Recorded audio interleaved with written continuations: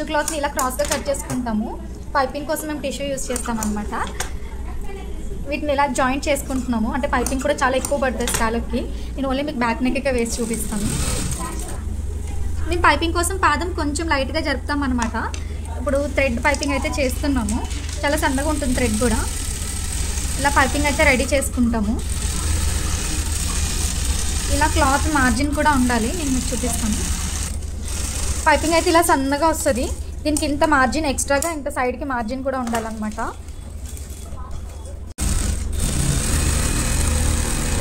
ఇలా ఒక స్టిచ్ వేసుకోవాలి. దీని వెనకాల ఇది ఏదైతే వేస్ట్ క్లాత్ ఉందో దీన్ని కట్ చేసేస్తాము.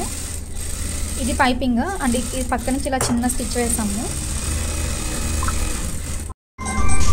దీని వెనకాల ఉన్న వేస్ట్ని ఇలా కట్ చేసేస్తాం అన్నమాట.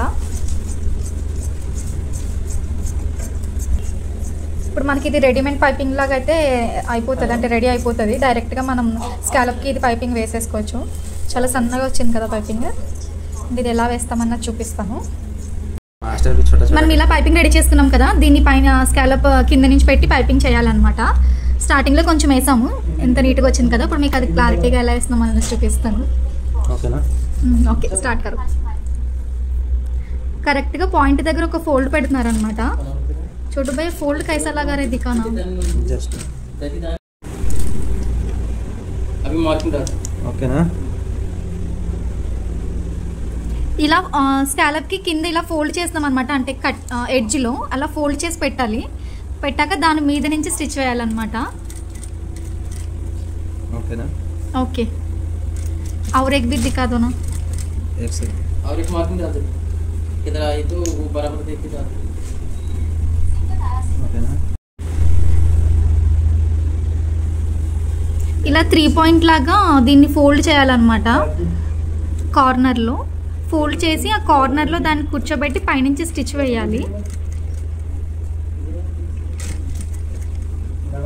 తర్వాత నీట్గా రౌండ్ షేప్ ఎలా ఉందో అలా స్టిచ్ చేసేసి ప్రతి కార్నర్లో అలా ఫోల్డ్ చేయాలన్నమాట. అప్పుడు మీకు పైపింగ్, ఆ కట్కి పైపింగ్ చాలా నీట్గా వస్తుంది. బ్యాక్ ఫ్రంట్ కూడా సేమ్ ఇలానే స్టిచ్ చేయాలన్నమాట. ఫైనల్గా మేము స్కాలప్కి పైపింగ్ అయితే వేస్తామన్నమాట. మీకు అర్థమైందో లేదో కూడా కామెంట్ చేయండి. ఇది అంతా నీట్గా హెమ్మింగ్ చేసుకోవాలి. అండ్ ఇది క్యాన్వాస్ని కూడా నీట్గా హెమ్మింగ్ చేసుకోవాలన్నమాట. ఒకసారి ఐరన్ చేసుకుంటే అంతా ఫ్లాట్ అయిపోతుంది. జస్ట్ ఈ ఎడ్జ్లో మాత్రమే ఇలా ఫోల్డ్ పెట్టాలి. మిగతా అంతా నార్మలే. ఒకసారి ట్రై చేయండి మీరు కూడా. అండ్ ఈ స్కాలప్కి పైపింగ్ ఎలా వేసామో మీకు అర్థమైందో లేదో కూడా కామెంట్ చేయండి. నచ్చితే నా ఛానల్ సబ్స్క్రైబ్ చేసుకోండి.